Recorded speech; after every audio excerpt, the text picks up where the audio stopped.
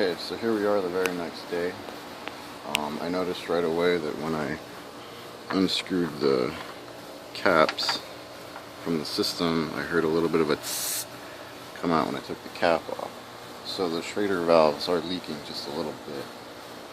So my countermeasure for that is I made sure that I put some O-rings inside of the caps. I have heard that sometimes it's only the cap itself that's holding the pressure on the system once the Schrader valve fails.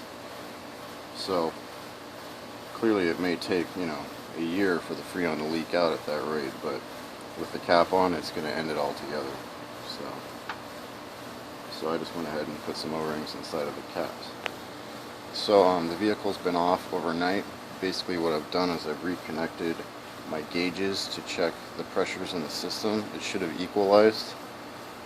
Right now we're looking at about 85 psi on the low side and maybe somewhere about 90 on the high side, which is pretty good. It's equalized. What I'm going to do now is I'm going to turn the engine on, see how those pressures change, and then I'm going to turn on the air conditioning system and see how they change from there. Okay, so the engine is on, the air conditioning is off. You can see pressures have not changed at all.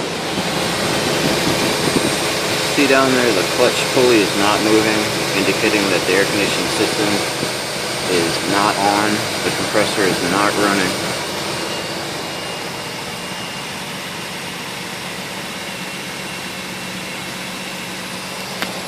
Okay, the engine is just about warmed up now. I'm going to turn the air conditioning on and see how the pressures change. Okay, the air conditioning system is now on. You can verify that. See the clutch for the air conditioning compressor is now turning. Our pressures, we're at about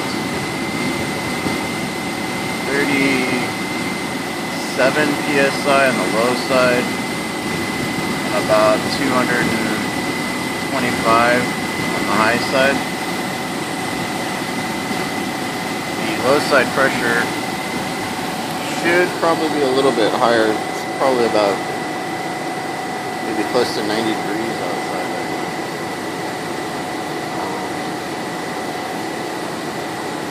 So I don't know what's going on there. One of the other things I've been curious about is the extra load on the engine when the air conditioner is running. I have my dash deck XL, and it shows the load on the engine right now. We're just idling it at 620 RPMs. I'm going to turn on the air now, which is on max AC. We're going to see that load change. So there you go. Turn it back off.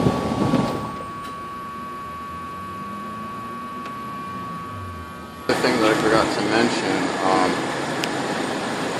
down here in the evaporator pipe is where the orifice tube is located. The vehicle comes stock with a fixed orifice tube, which is basically a pressure regulator.